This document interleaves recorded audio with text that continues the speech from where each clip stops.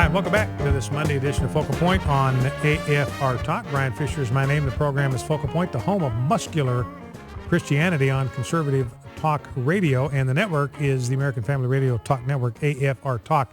By the way, Ted Cruz has jumped into the lead in the 2016 presidential pack, according to a poll done by Public Policy Polling. 20% of those surveyed support Mr. Cruz, 17% support Rand Paul of Kentucky, 14% Chris Christie, who, by the way, Chris Christie doing a good thing. And now my job here, I get complaints from political leaders that I never like them, that I always fight them, that I'm always critical of them. Here's the deal. If a legislator does the right thing, I'm going to commend him, I'm going to praise him, even if I may disagree with him on other issues. If he does what I believe to be the wrong thing from a public policy standpoint, then I'm going to be critical of that, because my job here is to be objective and to tell you the truth about what's going on. Now, Chris Christie, I disagree with him on a range of issues that is staggeringly long. But on this issue, Chris Christie has done the right thing. An activist court in New Jersey said that New Jersey has to recognize same-sex marriages that are performed in the state of New Jersey, despite the fact that Governor Christie vetoed the law that would have legalized same-sex marriages. They're against the law.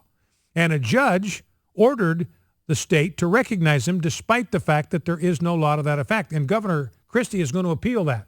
He's not going to take that lying down. He is going to fight that. So good on him. But what this shows with Ted Cruz is this guy is leapfrogging all kinds of people. For one reason, he's shown courage. He's shown leadership. He's been able to articulate a conservative vision. He's been able to defend it. He has refused to wilt under pressure. He's refused to buckle. He's refused to yield. He has refused to compromise, and that has shot him right to the top of the pack. In fact, I lied, Emily. Let's shift the sequence here. Let's grab clip number 2. This is Ted Cruz. He's on Meet the Press, and David Gregory and the mainstream media are hammering the Republicans as the ones that are shutting government down. They're not willing to compromise. They're not willing to negotiate. Well, we just saw just minutes ago that Harry Reid and the Democrats shut down the House bill. Just shut it down, 56-44. Not a single Democrat voted for the House bill. So who are the ones that are not willing to compromise? Who are the ones that are not willing to budge? Who are the ones that are not willing to negotiate? Well, it's the Democrats. It's Harry Reid, the Democrats, and Barack Obama. And this is what Ted Cruz says to David Gregory. What David Gregory says here, what you've gone out, this is accusing Ted Cruz of this, what you've gone out and said, let's kill the law all together. Let's defund it. You have to be engaged in a debate about how they change the law. You're not doing that. You just want to kill it. Here's what Ted Cruz said. Actually, with respect, David, I think the premise of your question is wrong. It is the Democrats who have taken the absolutist position. I've engaged. I'd like to repeal every word of the law, but that wasn't my position even in this fight. My position in this fight was we should defund it, which is different from repeal. And even now, what the House of Representatives has done is a step removed from defunding. It's delaying it. Now, that's the essence of a compromise. For all of us who want to see it repealed, simply delaying it for American families on the same terms as being done for big corporations, that's a compromise. And at the same time, David, on the other side, what have the Democrats compromised on? Nothing. Zero. They've compromised on nothing. They have compromised on zero. And Ted Cruz making the point, look, we have already compromised. Says, I'm for repeal. Ted Cruz says, I'm for repeal. I want to repeal every last word in this thing. We didn't send a bill over to repeal. We sent a bill over to defund. That's a compromise already. Then you didn't like that, so we sent a bill over to delay it. That's compromise. That's negotiation. Now, you didn't like that. So now we're back to square one. And ladies and gentlemen, I'm telling you what the House ought to do. I mean, I don't know what the wisdom is there among conservative leaders. I'm very curious to know what Ted Cruz thinks and what the conservatives in the House of Representatives think. I'm very curious to see what they think the strategy is at this point. But Kevin McCarthy, who's the House whip for John Boehner, he's already said, well, we'll just fold. We'll just surrender. We'll just have John Boehner run up the white flag, and we'll send over a bill to the Senate. If they don't like what we're sending over, well, I guess we'll just take our marbles and go home, and we'll let them get exactly what they want. We'll let them fund Obamacare and fund all of government. We'll let them get what they want. We won't get anything out of it. I mean, he's already said that, and he said that before the Senate even voted. I mean, I don't know who is educating these guys about political strategy, but, I mean, criminally. It's like saying to, it's like saying to Hitler, look, we're going to try to storm the beaches at Normandy, but if we don't succeed, we're going to quit. We're going to fold. Or we're going to go, we're going to go attack South Africa or someplace like that. You don't tip your hand. You don't tell your enemy what you are prepared to surrender if Plan A doesn't succeed. You don't tell them that. So when McCarthy says, yeah, we'll just send them a clean funding bill, funds Obamacare, funds government, then what reason do the Democrats have to consider anything the Republicans are sending over? I have no idea. I have no idea where these people are getting their strategy, but this is buffoonish. It is cartoonish, and it is spectacularly inept. Now here's Jennifer Granholm, clip number 3. And Bill Kristol is on with her talking to George Stephanopoulos. And let's see what Kristol has to say. Lines up with what you just heard Ted Cruz say.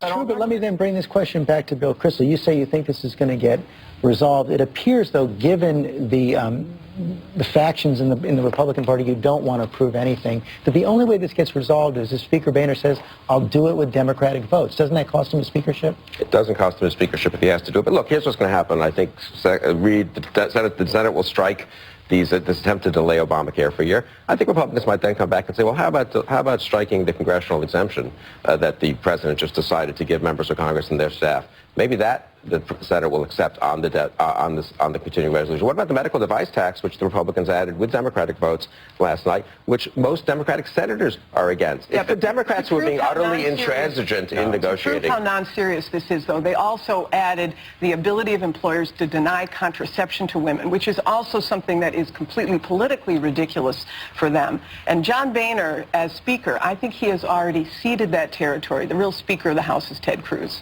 And I think she's right about that. Ted Cruz is the only one showing any leadership. Do you expect any kind of courage or boldness or leadership or firmness from John Boehner? I do not.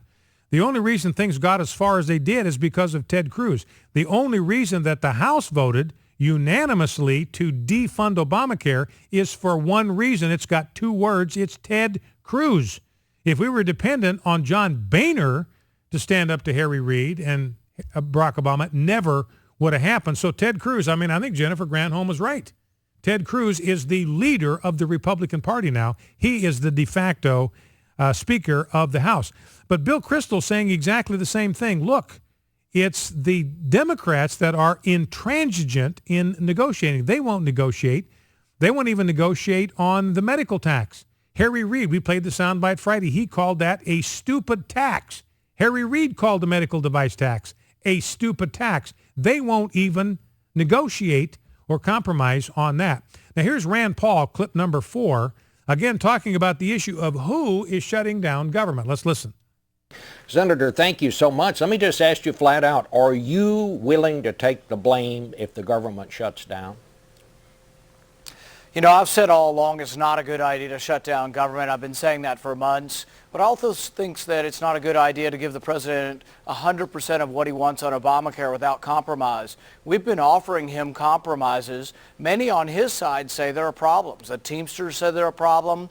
Warren Buffett says there are problems. Even former President Bill Clinton says there are problems with Obamacare. Why won't the president negotiate and come to a compromise on trying to make Obamacare less bad? Well, Senator, I kind of take your point, and I think a lot of people agree there are things to be done about this law that could make it better. But how can you hold the entire federal government hostage just because you want to postpone his signature achievement? He's not going to do that. The Senate is not going to do that. You know that, and you know even if they did, that the president would veto it. I mean, isn't this just an exercise to accomplish nothing? Well, I guess, Bob, what I don't know is, see, he already, by executive fiat, has delayed the employer mandate, which is a key component of this.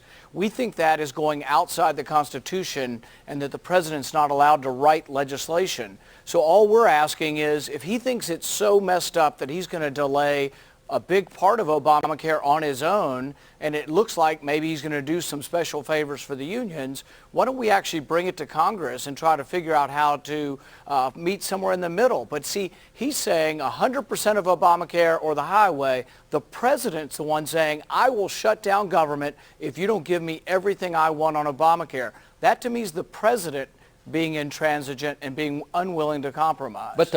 And Rand Paul's exactly right about that. If the government shuts down, it will be Harry Reid and Barack Obama who have done it. Senator Rand Paul, 100% correct. The president is the one saying, I will shut down government if you don't give me everything I want. That, to me, is the president being intransigent and being unwilling to compromise. That is exactly the truth. Let's go back to the phones. Let's go to Paul, Dallas, Texas. Paul, welcome to Focal Point. What's on your mind? Hi. Hey. I guess the first thing is I just wanted to respond to what I just heard Bob Schieffer. I noticed that he's being extremely intransigent in campaigning for the Democrats. Notice his premise is that you know it's not going to work. You know they're never going to give you anything. So, Rand Paul, why don't you just give up and do the right thing, which is capitulate perpetually to the Democratic Party? It's incredible. The guy calls himself a reporter, but maybe just shows a commentary. Pretends to be objective and neutral and all that. Exactly. But to my original remarks, what I wanted to point out to everyone is that while this is happening, like today, while it's hot, you can never complain about the Republicans folding unless you at least take 5 minutes of your precious time and call one of the offices to support the people that are doing the fight, which may include John Boehner, or at a minimum send an email, because it does count and they are listening to you. I don't think Boehner would have even proposed the legislation if the people hadn't contacted him. I sent him an email.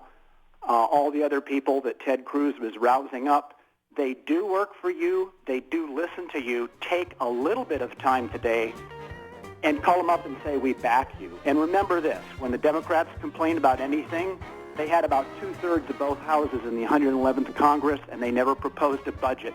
So everything Harry Reid and all the rest say to criticize Republicans, they don't have a leg to stand on because they've done nothing themselves. All right, Paul, great call. Thank you for that. And the number to call, and this would be the time to call your representative, 202-224-3121.